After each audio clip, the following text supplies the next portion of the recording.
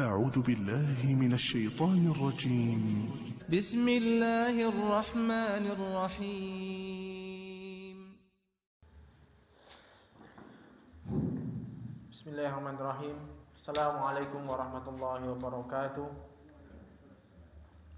الحمد لله على فضله وإحسانه، وأشكره على توفيقه وامتنانه، وأشهد أن لا إله إلا الله وحده لا شريك له تعظيما لشأنه، وأشهد أن محمدا عبده ورسوله الداعي إلى رضوانه وعلى آله وأصحابه. اللهم صل عليه اللهم صل على نبينا وحبيبنا ومولانا وسيدنا محمد صلى الله عليه وسلم وعلى آله وأصحابه ومن تبعهم بإحسان إلى يوم الدين.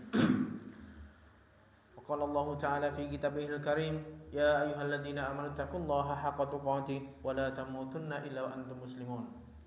وأن أصدق الحديث كتاب الله، وخير الهدى هدى محمد صلى الله عليه وسلم، وشر الأمور محدثاتها، وكل محدثة بدعة، وكل بدعة ضلالة، وكل ضلالة في النار.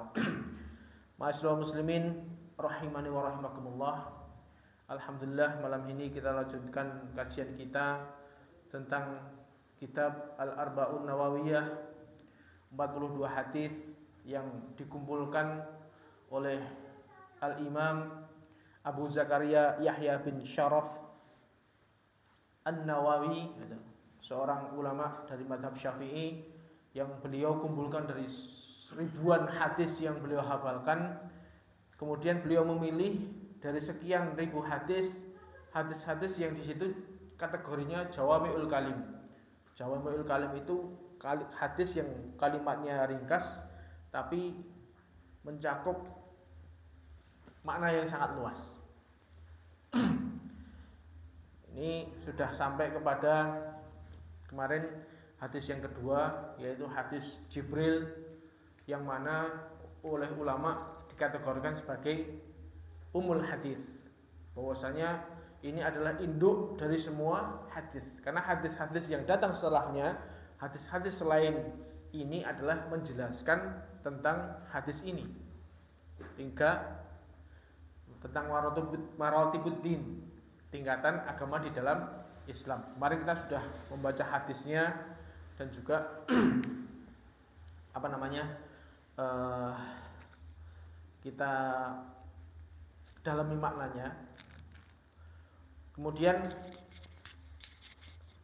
kesimpulannya, jadi kemarin sudah diterangkan bahwasanya Jibril mengajarkan 3 hal dengan pertanyaan-pertanyaannya, yaitu mengajarkan tentang apa itu Islam, apa itu iman, apa itu ihsan, kemudian tentang kiamat. Yang pertama, Islam itu adalah amalan-amalan lahiriah, amalan-amalan zahir, yang mana itu bisa dilihat dengan mata, bisa dilihat dengan gerakan badan, yaitu syahadat. Syahadat itu ucapan syahadat, kemudian sholat, zakat, puasa, dan juga haji. Ini semua amalan-amalan lahiriah. Dan di situ banyak melahirkan cabang-cabang amal yang lain. Kemudian yang kedua, iman, itu amalan-amalan batiniah. Kita beriman kepada Allah, beriman kepada malaikat, beriman kepada kitab-kitabnya, rasul-rasulnya, hari akhir, qadar baik dan qadar buruk. Ini adalah sesuatu pengetahuan atau keyakinan yang kita tanamkan dalam hati kita. Ini tidak bisa dilihat oleh mata, kasat mata, jadi tidak kelihatan. Nah, ihsan adalah puncak dari iman, Islam, dan juga iman. Nah, jadi rukun Islam adalah amalan-amalan lahiriah, rukun iman adalah amalan-amalan hati, amalan-amalan batiniah. Nah, kalau misalnya adapun perbedaan, ini kita sedikit membahas masalah istilah Islam dan iman. Kita sering mendengar itu di dalam dalil-dalil yang banyak. Ada sebuah kaidah yang disebutkan oleh para ulama, ketika idza ja'tama'a iftaraqa wa idza iftaraqa ijtama'a. Jadi ketika dua kalimat ini ketika berkumpul dalam satu kalimat, maka masing-masing punya makna-makna sendiri. Tapi ketika cuma disebutkan salah satu, maka maknanya ini mencakup makna yang lain. Mudah nggih? Maksudnya Islam dan iman. Contohnya ini.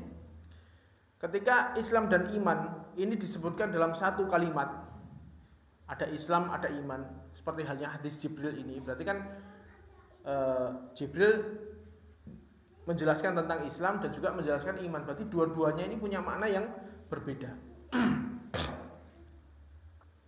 Seperti halnya juga yang disebutkan oleh Allah dalam surat Al-Hujurat. Qalatil a'rabu amanna. Orang-orang Arab Badui ketika Islam sudah jaya, Nabi sudah sudah bisa mengalahkan orang-orang Mekah. Jadi ketika setelah peristiwa Fathu Mekah, jadi kita harus tahu dulu sejarahnya bahwasanya Nabi dulu awal-awal dakwah 13 tahun di Mekah itu mentok, kemudian Nabi terusir dari kotanya sendiri menuju Madinah. Di sana membangun kekuatan setelah bisa 8 tahun, kemudian baru beliau menaklukkan kembali kota Mekah. Nah, setelah Nabi bisa menaklukkan kota Mekah dan Mekah dikuasai oleh orang-orang Islam menjadi negara Islam, saat itulah seperti halnya yang Allah janjikan dalam surat Al-Fath. Idza jaa nasrullahi wal fath wa ra'aitan nasa yadkhuluna fi dinillahi afwaja. Ketika Allah sudah membuka kemenangan, yaitu Nabi bisa menguasai kembali kota Mekah, maka kabilah-kabilah yang sekitar-sekitarnya itu pada masuk Islam dengan berbondong-bondong. Nah, saat itulah banyak amul wufud namanya. Orang-orang dari kabilah-kabilah sana, dari wong desa-desa paribasan itu datang ke Mekah untuk menyatakan Islamnya. Ini salah satu dari mereka mengatakan qalatil a'rabu amanah, yaitu orang-orang Badui. Arab Badui itu orang yang Arab yang dari, kalau wong ade ngomong ya wong desa. Ya mereka nggak beradab, tapi mereka semangat untuk pengen masuk Islam. Mereka datang kemudian mengatakan saya iman. Lalu ditegur oleh Allah, kullam tu'minu walakin qulu aslamna walamma yadkhulul imana fi qulubikum. Katakanlah kalian belum iman. Kalian ngomong katakanlah bahwa saya Islam. Karena ketika kalian mengatakan itu, keimanan belum masuk ke dalam hati kalian. Jadi Islam dulu, baru nanti setelah Islamnya baik, iman ini berangsur-angsur akan datang. Jadi yang pertama, step pertama itu Islam dulu. Katakanlah aku Islam.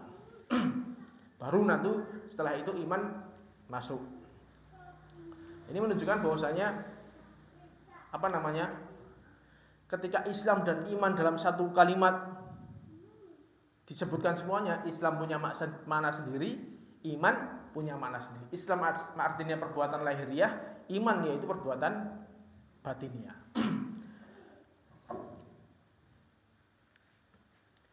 Jadi semua orang yang masuk Islam itu dikatakan semua orang yang telah masuk Islam itu dikatakan dia telah aslamna, maksudnya sudah tunduk kepada aturan-aturan Allah. Baru setelah itu keimanan perlahan-lahan masuk ke dalam hatinya. Islam yang sesungguhnya seperti itu. Islam itu minimal kita kerjakan rukun-rukunnya, syahadat, puasa, zakat, sholat dan juga haji. Itu baru dikatakan Islam. Dan saya ingin KTP ini tulisannya Islam, sholat ya ora tahu, poso apa meneh. Terus dari mana keislamannya? Makanya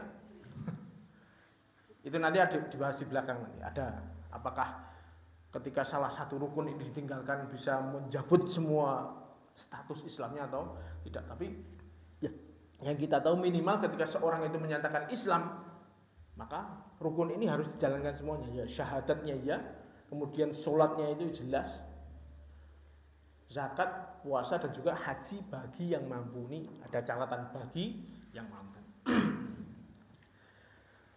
Ada juga, makanya ketika Islam ini adalah amalan yang pertama, step pertama, habis itu baru nanti setelah itu iman di atasnya. Jadi levelnya Islam dulu, baru nanti iman. Makanya dalam sebuah hadis Rasulullah SAW mengatakan, Innallaha la yanzuru ila suwarikum wa amwalikum, walakin yanzuru ila qulubikum wa a'malikum. Allah tidak melihat pada rupa kalian dan juga harta kalian, akan tetapi Allah melihat pada hati dan amal kalian. Jadi lahiriahnya dulu, baru hati dan amalan itu nanti levelnya Allah sebutkan hatinya dulu. Jadi levelnya iman itu di atasnya Islam. Bahkan dalam sholat jenazah, sebuah hadis yang diriwayatkan oleh Imam Ibnu Majah di dalam sunannya yang disahihkan oleh Syekh Al-Albani, Nabi berdoa, Allahumma man ahyaitahu minna fa'ahyihi alal Islam wa man tawaffaitahu minna fatawaffahu alal iman. Ya Allah, barang siapa yang engkau hidupkan di antara kami, maka hidupkanlah dia di atas Islam, dan barang siapa yang engkau wafatkan di antara kami, maka wafatkanlah dia di atas iman. Ini menunjukkan bahwasanya iman ini adalah ketika seorang sudah wafat, sudah tidak mungkin lagi dia melakukan amalan-amalan lahir, maka Nabi meminta agar imannya ini yang bisa menolong dia, karena dengan membutuhkan keimanan untuk menghadapi alam selanjutnya. Makanya Nabi berdoa, ya Allah, jika kami yang engkau hidupkan di antara kami yang engkau hidupkan, maka hidupkanlah kami di atas Islam sehingga masih bisa melakukan amal soleh, dan matikanlah kami di atas keadaan iman. Jadi iman itu levelnya di atas Islam. Kemudian dalam sebuah hadis, pernah suatu saat Rasulullah membagi ghanimah yang banyak, dan di antaranya mereka, di antara pasukan ini ada yang masih baru beberapa saat masuk Islam, jadi baru sebentar masuk Islam, jadi bisa dikatakan sebagai mu'allaf. Maka pada saat itu Nabi membagikan nggak rata, Nabi baginya nggak rata. Yang ini yang baru masuk Islam dikasih bagian, tapi yang sudah lama nggak dikasih. Makanya Sa'ad bin Abi Waqqas pernah nanya, ya Rasulullah, malaka an fulanin, Allah ini ra'ahu mu'minan. Ya Allah, wahai Nabi, kok jenengan ada apa tau dengan si fulan ini, kok yang sana dikasih, kok si fulan ini nggak dikasih, kenapa? Padahal duduknya mungkin ya deket gitu kan. Faqala, maka berkata sebuah Nabi, au musliman, dia Islam. Jadi si Sa'ad bin Waqqas, dia kan orang iman Nabi, kok nggak dikasih? Dia orang Islam. Dikoreksi, maksudnya pernyataan itu dikoreksi oleh Nabi. Dia orang Islam. Ojo ngomong iman sih, tapi Islam sih. Fasakatu maka fasakatu qalilan, maka saya diam sebentar. Summa qalabani ma a'lamu minhu. Saya penasaran dengan yang dikatakan Nabi, mau tak tegaskan Nabi. Mau tak tegaskan lagi maksudnya Nabi itu apa? Fa'utu lima qalati. Saya ngulang lagi pertanyaanku. Fakultu, saya berkata, malaka an fulan, ya wahai Rasulullah, jenengan ada apa toh dengan si fulan ini kok enggak dikasih? Fa wallah, demi Allah saya melihat dia itu seorang iman. Makanya Nabi kembali lagi mengoreksi, au musliman, dia itu seorang muslim. Jadi di sini Rasulullah ingin mengajarkan bahwasanya iman itu perkara hati. Si Sa'ad bin Abi Waqqas berkekeh bahwasanya si fulan ini loh, dia orang iman kok enggak dikasih. Dia orang Islam. Nabi mengatakan seperti itu untuk mengoreksi. Karena iman itu perkara hati. Adapun lahiriahnya dia itu orang iman, orang Islam, dia melakukan amalan-amalan lahir. Adapun imannya Allah yang tahu tentang dia. Jadi jangan langsung mengklaim dia orang iman, entar dulu. Setelah itu Jadi ini kan konteks pembahasan kita tentang masalah iman dan Islam tadi. Jadi seseorang iman itu perkara hati, adapun Islam ini yang bisa kita lihat. Ini yang diajarkan oleh Rasulullah Shallallahu Alaihi Wasallam. Adapun hadis ini kemudian setelah itu Nabi menjelaskan, adapun yang enggak saya kasih ini yang lebih saya cintai dibandingkan orang yang saya kasih. Karena orang yang baru tak kasih ini adalah orang-orang yang butuh. Ya namanya mu'alaf, hatinya masih lemah, masih takut-takut, dikasih ghanimah yang banyak dia seneng, biar tertarik semakin. Adapun yang enggak dikasih ini ya sudah lama. Saya tahu kualitas keimanan orang ini, murah tak kayak iyo, kudune dia tahu. Makanya kemudian Nabi yang orang yang tidak saya kasih ini lebih saya sukai dibandingkan orang yang saya beri. Makanya ketika salah satu dari mereka mengatakan perkataan Nabi ini lebih saya sukai dibandingkan unta merah. Saya dikasih unta merah, saya lebih senang dengan perkataan Nabi ini, dengan tazkiyahnya, dengan Nabi lebih mencintai mereka dibandingkan orang yang diberi. Ini menunjukkan bahwasanya level pertama itu adalah Islam, kemudian di atasnya iman. Ini kalau disebutkan dalam satu konteks. Jadi iman yo Islam disebutkan semuanya. Berarti iman maknanya beda. Iman itu perkara hati, kalau Islam maknanya perkara lahiriah.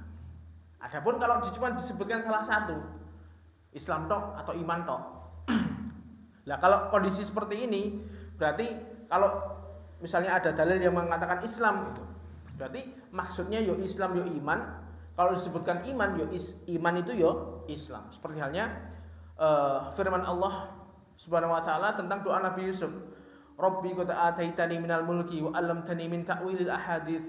Ya Allah, Engkau telah memberi saya sebagian dari kerajaan, Engkau memberikan saya kekuasaan ini, jadi menteri keuangan di sebuah negara yang termasuk besar, menjadikan pejabat kerajaan di situ. Wa 'allamtani min ta'wilil ahadits, dan Engkau mengajarkan saya tentang tafsir mimpi. Jadi Nabi Yusuf diberikan keutamaan mukjizatnya, yaitu bisa menafsirkan mimpi. Fatiras samawati wal ard anta waliyyi fid dunya wal akhirah. Engkau adalah pencipta langit dan bumi, dan engkau adalah pelindungku di dunia dan akhirat. Wa tawaffani musliman wal hikani bis sholihin. Wafatkanlah saya dalam keadaan Islam, dan kumpulkanlah saya bersama orang-orang yang soleh. Nah, ini Nabi Yusuf cuma doa wafatkanlah saya dalam keadaan Islam. Artinya apa? Nabi Yusuf nggak ngomong iman, berarti kan di sini cuma disebutkan Islam toh. Maksudnya wafatkanlah saya dalam keadaan iman. Jadi Islam yo iman maksudnya. Islam dengan iman itu sama, satu konteks, satu kesatuan. Karena cuma disebutkan salah satu toh. Wafatkanlah saya dalam keadaan Islam. Jadi maksudnya yo Islam, yo iman, dua-duanya ini. Paham ya? Adapun seperti halnya dalam hadis Rasulullah SAW menyebutkan al-muslimu man salimal muslimun min lisanihi wa yadihi. Seorang muslim itu orang yang dinamakan orang muslim itu adalah apabila muslim lainnya sekitarnya itu selamat dari gangguan lisannya dan gangguan tangannya. Di sini Rasulullah hanya menyebutkan al-muslimu, seorang muslim. Berarti ketika disebutkan seperti itu, al-muslimu, seorang yang dikatakan Islam, maksudnya Islam yang beriman, dua-duanya. Ketika cuma disebutkan salah satunya. Jadi orang yang Islamnya top, dinamakan orang Islam tenanan sejati, berarti orang iman juga. Orang Islam yang beriman, dia adalah orang di sekitarnya tidak pernah kena gangguan lisan dan tangannya. Ini cuma disebutkan salah satunya. Paham ya? Berarti ketika disebutkan salah satunya iman tok, Islam tok, berarti mencakup Islam dan iman. Begitu juga dengan sabda Rasulullah sallallahu alaihi wasallam, al-imanu bid'un wa sab'una au bid'un wa sittuna. Iman itu ada 70 sekian atau 60 sekian cabang lebih. Wa sittuna syu'bah. Fa afdaluha, jadi ada iman itu bertingkat-tingkat. Ada iman yang paling atas, ada iman yang paling tinggi, itu sekitar 70 sekian cabang atau 60 sekian cabang keimanan.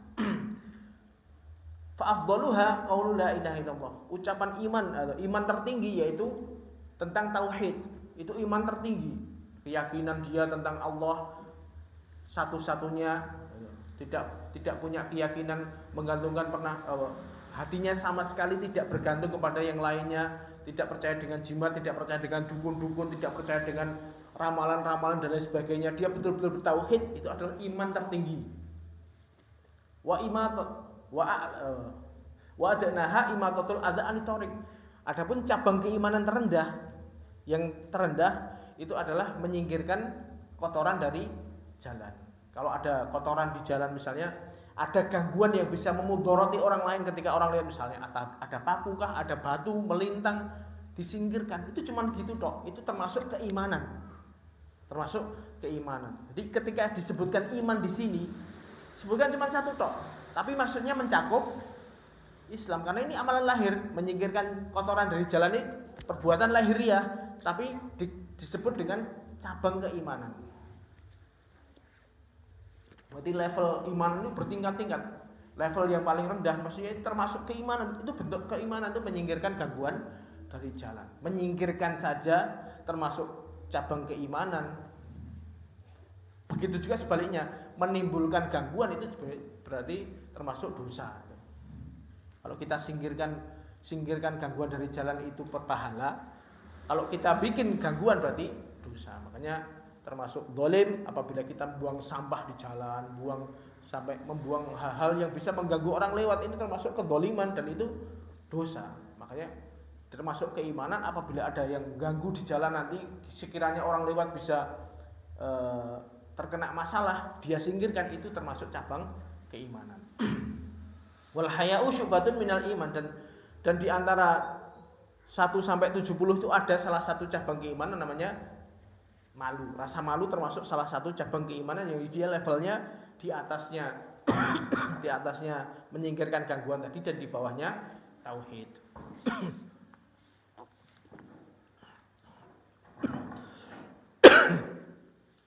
Jadi dalam hadis ini menunjukkan Islam atau iman ini maksudnya ya Islam juga, karena di sini perbuatan lahiriah.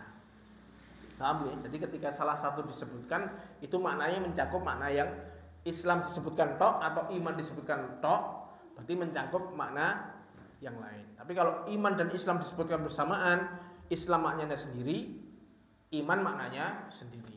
Seperti hilik, hal seperti ini banyak di dalam Al-Quran dan hadis. Dalam bahasa Arab itu ada yang seperti itu. Contohnya misalnya kata albir dan takwa. Bir dan takwa. Ketika dua kata ini di dalam satu kalimat, wa ta'awanu 'alal birri wat taqwa. Bir dan takwa ini kan dipisahkan dalam satu kalimat. Tolong menolonglah kalian di dalam perkara bir dan takwa. Ini masing-masing punya makna. Bir maknanya menjalankan ketaatan atau beramal soleh, adapun takwa maknanya menjauhi kemaksiatan. Wa ta'awanu 'alal bir wa taqwa. Jadi ketika disebutkan dua-duanya dalam satu kalimat, bir maknanya sendiri yaitu menjalankan ketaatan, takwa maknanya menjauhi kemaksiatan. Tapi kalau disebutkan salah satu tok misalnya, laisal birra an tuwallu wujuhakum qibalal masyriqi wal maghrib, yang dimaksudkan kebaikan bir misalnya, itu berarti maknanya satu tok disebutkan ini yo mencakup menjalankan ketaatan dan menjauhi kemaksiatan. Misalnya kita yang seperti halnya yang sering kita sebagai pembuka pengajian misalnya, ya ayyuhalladzina amanu taqullaha haqqa tuqatih, ya Allah, wahai orang, ya ayyuhalladzina amanu, orang beriman, ittaqullaha, takwalah kepada Allah. Ini maksudnya ya satu itu disebutkan tok maknanya ya menjalankan ketaatan, menjauhi kemaksiatan. Itu kalau disebutkan salah satu tok. Tapi kalau disebutkan dua-duanya, maknanya bir sendiri, takwa sendiri. Begitu juga misalnya contoh yang lain, fakir dan juga miskin, ini hampir sama. Fakir, miskin. Ketika digabungkan seperti halnya dalam surat At-Taubah, innamas shadaqatu lil fuqara'i wal masakin. Zakat itu adalah ada untuk 8 asnaf. Salah satunya yang pertama, urutan pertama yaitu fakir, miskin. Berarti disebutkan dalam satu kalimat, fakir maknanya sendiri, miskin maknanya sendiri. Kalau miskin ini seseorang yang penghasilannya belum mencukupi kebutuhannya, ini adalah miskin. Fakir lebih parah lagi. Kalau misalnya dibandingkan ya, misalnya ini kebutuhan ini 100%. Kalau dia penghasilannya hanya mencukupi 50%, di bawahnya 50%, ini namanya fakir. Kalau masih di atasnya separuh punjul, namanya miskin. Jadi fakir ini lebih parah daripada miskin. Wong misalnya pas lagi dicoba, lagi rana kerjaan, mungkin kerjanya proyek, lagi berarti kan dia sebulan ini sama sekali nggak ada penghasilan dan pengeluaran banyak. Ini namanya saat itu dia namanya fakir saat itu. Nah kalau miskin masih mending, dia punya kerjanya serabutan, tapi ketika untuk mencukupi kebutuhan selama sebulan ini nggak cukup, tapi masih di 50% ke atas, ini namanya miskin. Ini ketika fakir dan miskin disebutkan dalam satu kalimat maknanya beda. Fakir lebih parah daripada miskin. Nah kalau seorang misalnya tidak bisa mencukupi kebutuhan sebulan nggak bisa mencukupi kebutuhan karena untuk cicilan Pajero ya beda lagi, itu bukan termasuk fakir miskin itu. Beda. Bener-bener ini kebutuhan pokoknya yang kita ini kalau disebutkan dalam satu konteks kalimat. Fakir sendiri, miskin sendiri. Tapi kalau cuma disebutkan salah satu tok misalnya, yo berarti fakir itu maksudnya fakir miskin yo satu itu. Yo fakir, yo miskin, yo fakir, sama. Kalau cuma disebutkan salah satu ini seperti ini. Jadi kita pembahasan tentang Islam dan iman itu padanannya seperti ini banyak di dalam Al-Quran dan juga Al-Hadis. Kemudian setelah Islam, iman, baru kemudian level yang tertinggi yaitu al-ihsan. Rasulullah Shallallahu Alaihi Wasallam menyebutkan bahwasanya makna al-ihsan adalah anta'budallaha ka'annaka tarah fa illam takun tarah fa innahu yarak. Engkau menyembah pada Allah seakan-akan kamu melihat pada Allah. Jadi kita bayangkan seakan-akan kita menghadirkan Allah di depan kita. Kalau nggak bisa, minimal kita merasa diawasi oleh Allah. Kita selalu merasa diawasi oleh Allah. Jadi itulah kaitannya antara Islam, iman dan juga ihsan. Jadi kalau orang mencapai derajat iman itu sudah pasti Islam duluan. Jadi Islam dulu, baru setelah dia Islamnya benar, keimanan masuk, baru dia menjadi iman. Nah, level kemudian berikutnya, keimanan tertinggi dia ketika sudah mencapai level ihsan, yaitu dia selalu merasa diawasi oleh Allah. Karena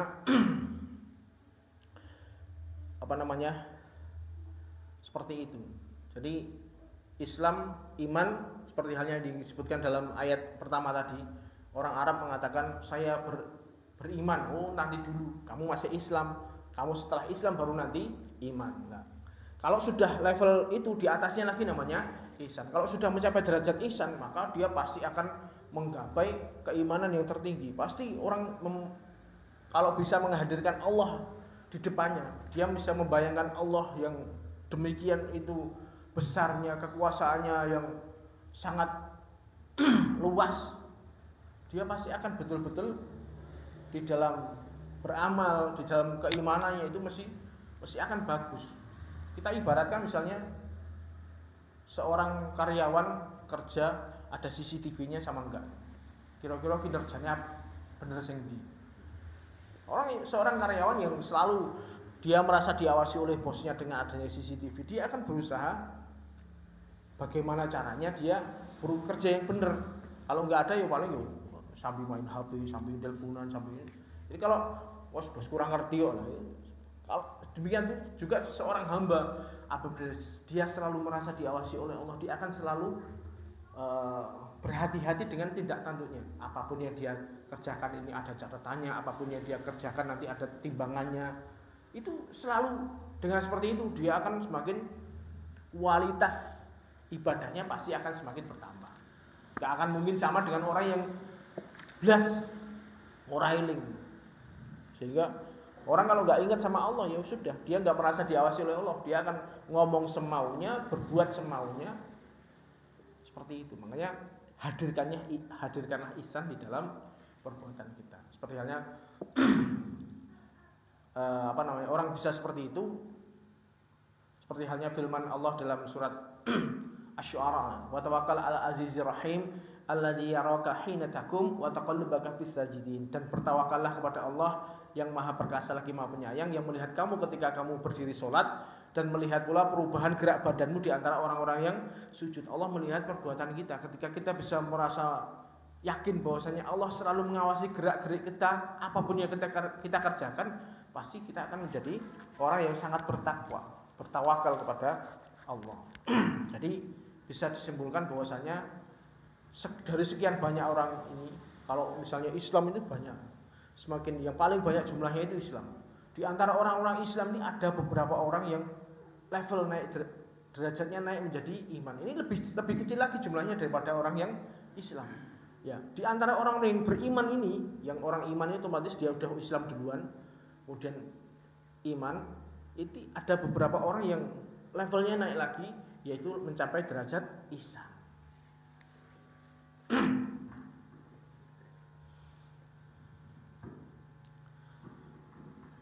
Jadi kita bisa tahu bahwasanya ihsan ini derajatnya tinggi, tapi itu susah dicapai oleh siapapun. Kemudian kita contohkan misalnya seseorang apabila bisa menghadirkan ihsan dalam sholat misalnya, dia bisa membayangkan Allah, bisa menghadirkan Allah di depan matanya, maka dia akan selalu khusyuk mulai awal sampai akhir. Allahu Akbar, betapa besarnya Allah, bahwasanya bumi langit yang demikian itu besarnya itu masih sangat kecil di sisi Allah. Begitu besarnya kekuasaan Allah, makanya ketika kita sholat betul-betul khusyuk betul. Ini orang yang seperti ini jarang. Makanya ya kita berusaha untuk mencapai derajat ini, level ini. Atau mungkin kita mencapai derajat ihsan di dalam masalah iman. Kita beriman kepada malaikat misalnya, beriman kepada malaikat, beriman kepada kitab-kitabnya. Kita berusaha untuk meyakini dengan seyakin-yakinnya. Kalau kita misalnya sedang baca kitab, kita sedang baca Al-Quran, kita hadirkan di dalam benak kita bahwasanya Allah yang telah menurunkan kitab ini, Allah berbicara kepada kita melalui kitab ini. Kitab yang kita baca ini adalah ketika kita membaca Al-Quran, kemudian membaca makna-maknanya, kita betul-betul hadirkan bahwasanya ini adalah kitab yang Allah turunkan kepada kita, baik lafaz maupun maknanya. Sehingga kita akan betul-betul memperhatikan ayat demi ayat, kalimat demi kalimat, kemudian kita resapi dan juga kita berusaha amalkan terhadap, karena ini adalah petunjuk yang Allah berikan kepada kita.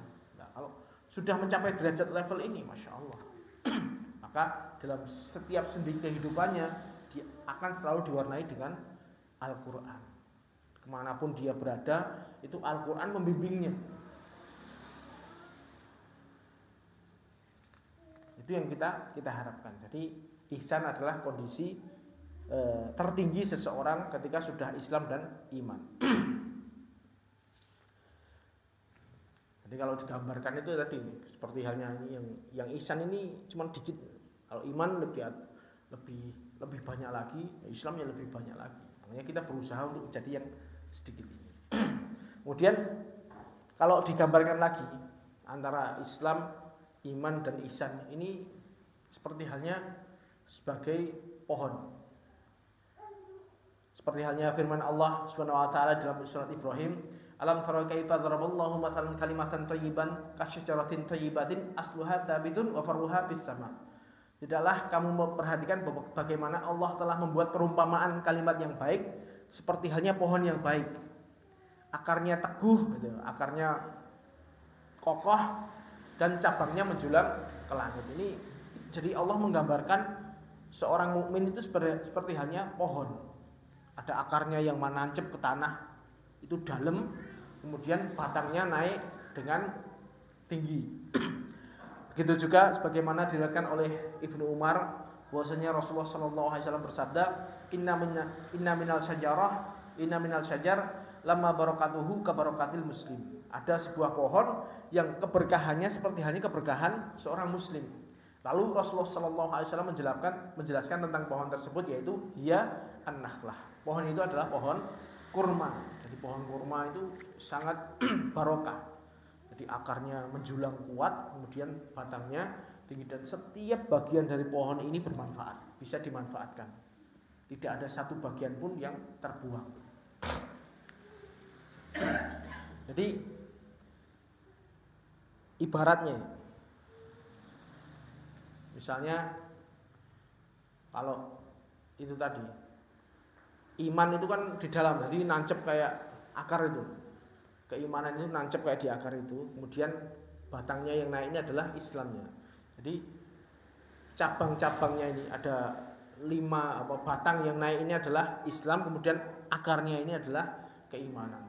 Semua muslim punya ini, semua orang punya ini. Tinggal bagaimana kita memperindahnya. Misalnya termasuk salah satu cabang keislaman misalnya. Rasulullah SAW bersabda, min husnil islami mar'i tarkuhu ma la ya'ni. Termasuk keelokan Islam seseorang apabila dia meninggalkan sesuatu yang bukan urusannya, nggak kepo dengan urusan orang lain.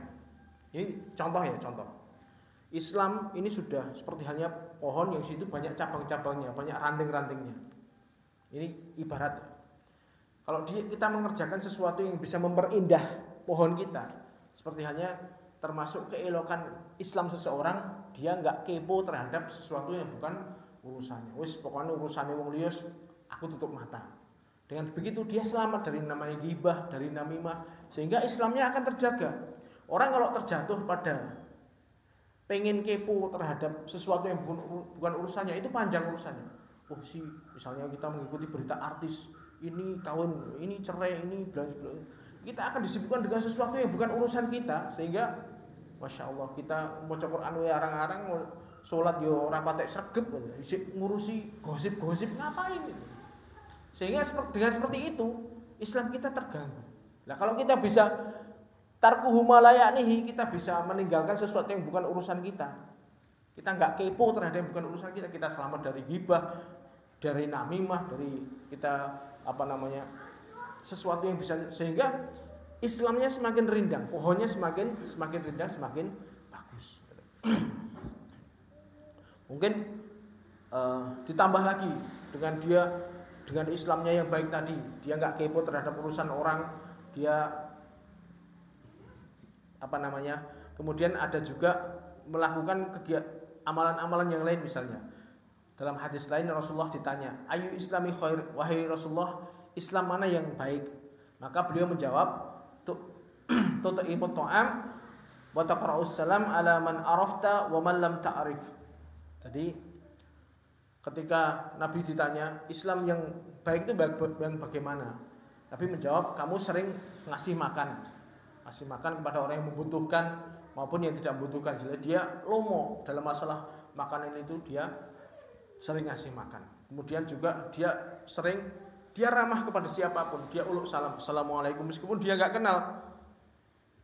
Baik sing kenal apa meneh, yang dia nggak kenal aja dia salam. Jadi dia orangnya ramah dan juga dermawan.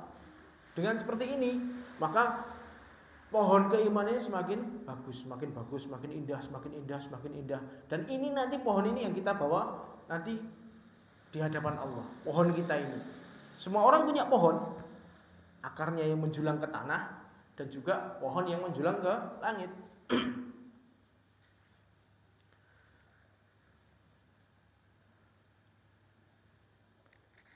Contoh juga salah satu cara untuk memperbanyak rating dan memperindah, yaitu ketika Rasulullah Shallallahu Alaihi Wasallam bersabda, al muslimu man salimal muslimun min lisanihi wa yadihi. Dia juga nggak seneng ganggu wong liya. Orang Islam yaitu orang tetangganya, orang-orang Islam sekitarnya terbebas dari gangguan lisan dan tangannya. Maka dia sama sekali nggak pengen ngerepoti wong, nggak pengen ganggu wong. Orang yang seperti ini, maka semakin indah lagi keislamannya. Maka orang-orang di sekitarnya tidak pernah merasakan gangguannya. Wis istilahnya itu nggak kepo, gitu. Terus kemudian dia itu sering dermawan, ramah, kemudian dia nggak ganggu orang lain. Masya Allah, orang seperti ini keislamannya semakin indah. Ini menunjukkan bahwa saya pohon ibaratnya seperti itu. Antara iman itu kan akar yang menancap di tanah. Iman juga seperti itu. Misalnya iman kepada Allah, iman kepada malaikat, iman kepada kitab-kitabnya, iman kepada rasulnya. Kita belajar lebih terperinci. Misalnya kita iman kepada malaikat itu bagaimana, iman kepada rasul bagaimana, iman kepada qadar bagaimana. Maka akar yang ada di dalam pohon kita itu semakin menjulang, semakin dalam ke tanah dan semakin kokoh. Sehingga pohon ini akan menjadi pohon yang sangat kuat. Akarnya nancap ke dalam, kemudian ke atasnya indah. Ini yang kita harapkan. Ihsan, ya dengan adanya ihsan itu bisa orang dengan meyakini dengan derajat ihsan ini baru dia bisa melaksanakan seperti itu. Kayak semua orang itu punya pohon ini, kecuali pohon ini komplit semuanya kecuali orang yang belum haji. Kan rukun Islam ada 5 misalnya, syahadat, sholat, zakat, puasa, haji. Nah haji ini juga termasuk cabang, termasuk eh, tumbuhan pokok. Kalau memang ini belum melakukan karena nggak mampu, maka pohonnya nggak rusak, cuman kurang sempurna gitu kan. Jadi ke atasnya ini masih kurang sedikit ya. Karena masih ada rukunnya yang belum dijalankan, yaitu haji. Kalau dia memang nggak mampu, maka pohonnya tetap. Tapi kalau dia mampu tapi nggak mau haji, ini maka akan merusak sebagian besar pohonnya. Nah, pohon kita masing-masing ini kualitasnya beda-beda. Pohonnya saya kayak apa, pohonnya jenengan kayak apa, itu beda-beda. Kita punya, ini ibaratnya, ngomong ibaratnya. Saya punya pohon yang keislamannya saya, kemudian keimanan saya bagaimana, kemudian bagaimana ihsannya, sehingga pohon ini terlihat bagaimana. Antara saya dan jenengan ini masing-masing beda kualitasnya. Dan ini yang besok akan kita bawa ke hadapan Allah Subhanahu wa taala. Ini yang akan menyelamatkan kita nanti. Pohon ini, masing-masing punya pohon. Kita gambarkan dengan seperti itu. Jadi kalau pohon ini bisa dikatakan rukun Islam tadi yang batangnya, batang utamanya tadi, kalau rukun iman itu adalah akarnya. Nah, tidak semua cabang-cabang agama Islam ini jika rusak bisa keluar dari Islam. Contohnya misalnya seseorang, ini kita ngomong contoh.